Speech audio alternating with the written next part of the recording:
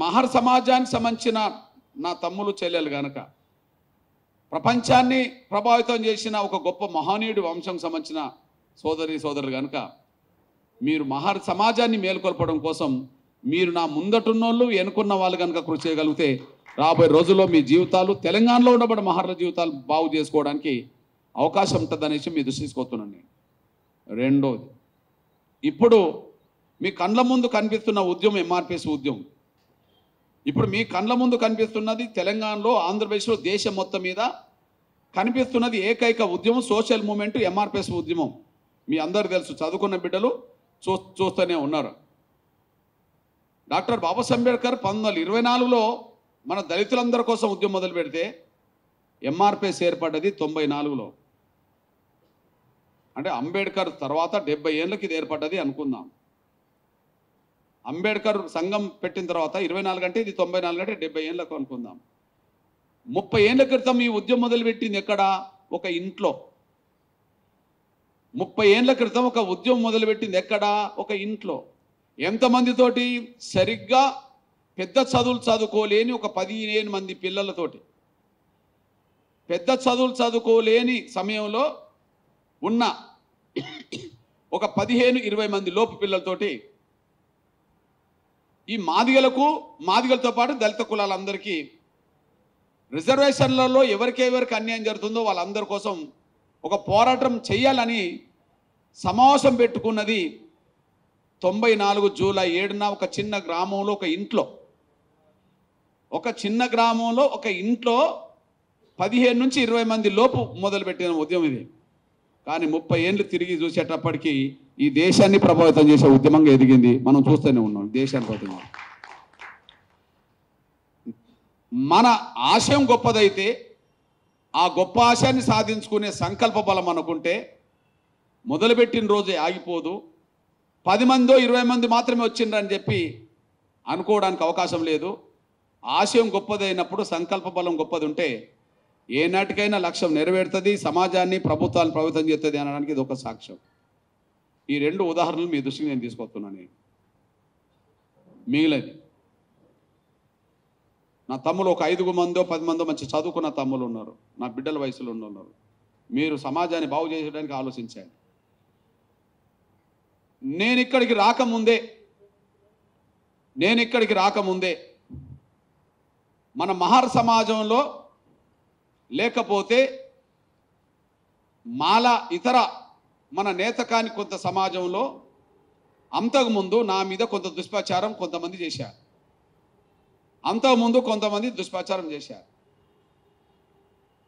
నేనేదో మాలలకు వ్యతిరేకమని, లేదా కొన్ని సందర్భాల్లో డాక్టర్ బాబాసాహెబ్ అంబేద్కర్కే కృష్ణమాదిగా వ్యతిరేకమని చాలా దుష్ప్రచారం చేసే సందర్భాలు ఉన్నాయి. అవి మీ నోటీసులో వచ్చినాయో లేవో నాకు తెలియదు, కానీ అట్లాంటి ప్రచారం చేశారు. ఎందుకు ప్రచారం చేశారు? అది అసత్యమైన ఎందుకు ప్రచారం చేశారంటే దానికి కారణం ఎంఆర్పిఎస్ చేస్తున్న పోరాటంలో భాగస్వాములు కాకుండా చేయడానికి, ఎంఆర్పిఎస్ పోరాటం ద్వారా ముందుకెళితే వర్గీకరణ వ్యతిరేకించే స్వార్థపరులకు ఇబ్బంది జరుగుతుందని, మాదిగ ఉద్యమానికి అందుబాటులోకి రాకుండా చేయడం కోసం ఒక దుష్ప్రచారం చేశారు. నేను వాస్తవానికి మాలలకు వ్యతిరేకం కాదు. డాక్టర్ బాబాసాహెబ్ అంబేద్కర్ను మనం గొప్పగా పూజించే ఆ మహానీయుడికి నేను వ్యతిరేకం ఉండడానికి నాకు అవకాశమే లేదు. డాక్టర్ బాబాసాహెబ్ అంబేద్కర్నే మనం గొప్పగా పూజించుకుంటాం దేవుడితో సమానంగా, అది అందరూ తెలిసిన విషయమే. ఎన్నో సందర్భాల్లో నా చిన్నతనం మొదలుకుంటే 17 ఏళ్ళు 18 ఏళ్ళు అప్పటి నుంచి మొదలుకుంటే ఇప్పటి వరకు ఎన్నో సందర్భాల్లో మాలలకు అన్యాయం జరిగిన చాలా చోట్ల నేను వాళ్ళకు న్యాయం కోసం నిలబడ్డా. ఇప్పుడు వేదికల మీద మాలల తరఫున మాట్లాడేటోళ్ళు మాలలకి ఏం చేసిండ్రో నాకు తెలియదు, కానీ వాళ్ళకంటే 100 రెట్లు నేను మాలల ప్రయోజనాల కోసం కష్టపడ్డా. ఇది చరిత్ర, రికార్డ్. మాటలు చెప్తే కాదు కదా, అది రికార్డా కాదా, వాస్తవమా కాదా అని కూడా తేల్చుకుంటుంది కదా. అట్లా నేను ఉదాహరణ చెప్పడానికి 10 చెప్పగలను, కానీ సమయం సందర్భం నా పాత్రికేయ ఎలక్ట్రానిక్ మీడియా సోషల్ మీడియా మిత్రులు ఇంకా మధ్యాహ్నం భోజనం చేయలేదు. అన్న ఏం చెప్తాడు మహర్ల సమాజానికి అని చెప్పి వాళ్ళు కూడా ఎదురు చూస్తుండ్రు కనుక నేను ఆ విషయాలకు వెళ్ళట్లేదు. ఒక్కటి మాత్రం చెప్పగలుగుతాను. నేను మాల సామాజిక వర్గం కోసం వాళ్ళకు అన్యాయం జరిగిన సమయంలో న్యాయం కోసం వాళ్ళ కోసం పోరాటం చేసిన చరిత్ర ఉన్నది, కానీ మరొకటి లేదు. నంబర్ 1.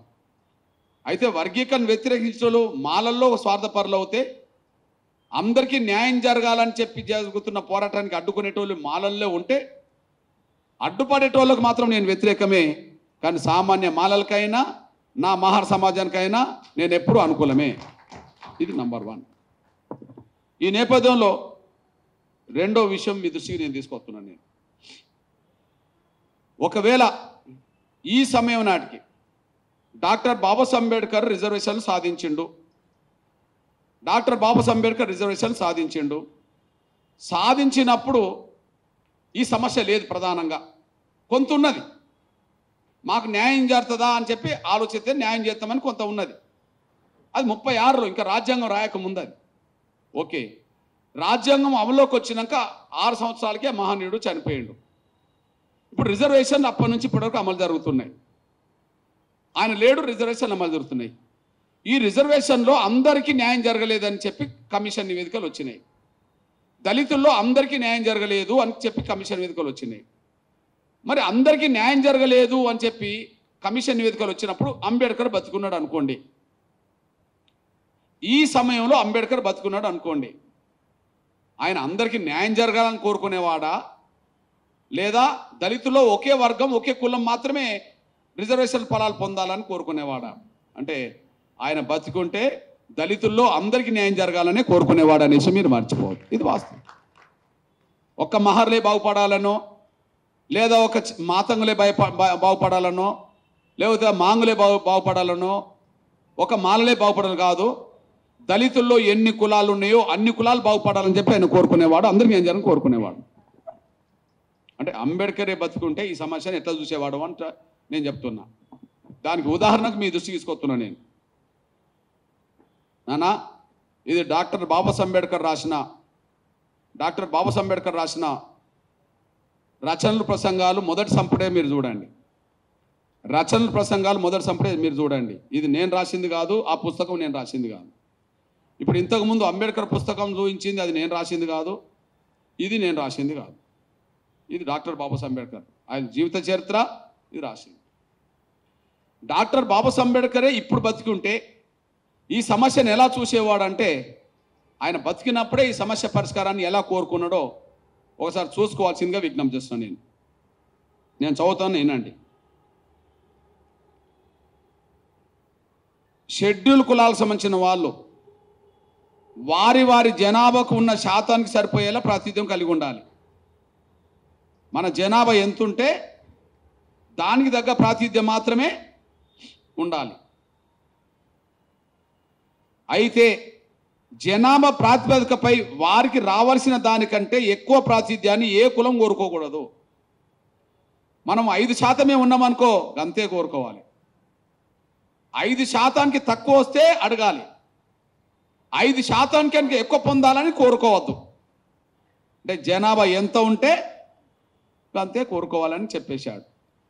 ఒకవేళ పంచుకునేటప్పుడు ఏదైనా అవకాశం వస్తే వర్గీకరణ జరిగే సమయానికి ఏ వర్గానికి అన్యాయం జరగకుండా చూసుకోవాలని చెప్పి ఆయన ఏమంటాడంటే, ఆర్థిక పరిస్థితి, సాంఘిక హోదా, విద్యాస్థాయిని బట్టి వాళ్ళ జనాభా పరంగా నిష్పత్తిలో పంచుకోవాలని చెప్పి ఇలా రాసిండు అతను. ఇప్పుడు మనం కోరుకుంటున్నది ఏంది? అందరం పంచుకుందామనే కదా. ఇప్పుడు అందరం పంచుకుందామనే కదా. ఇది అంబేద్కర్ రాశాడు కదా. ఈ రాసిన మహానీయుడు ఇప్పుడు లేడు, కానీ ఆయన బతుకుంటే ఈ సమస్య పరిష్కారం ఎప్పుడో చేసేవాడు. ఆ మహానీయుడు ఇప్పుడు ఇక్కడ లేకపోవచ్చు, కానీ ఆయన బతుకుంటే ఈ సమస్య పరిష్కారం ఎప్పుడో చేసేవాడు. ఇంతకంటే నేను ఏం చెప్పాలి? ఎవరికైనా న్యాయం జరగాలనే కోరుకోవాలి మనం.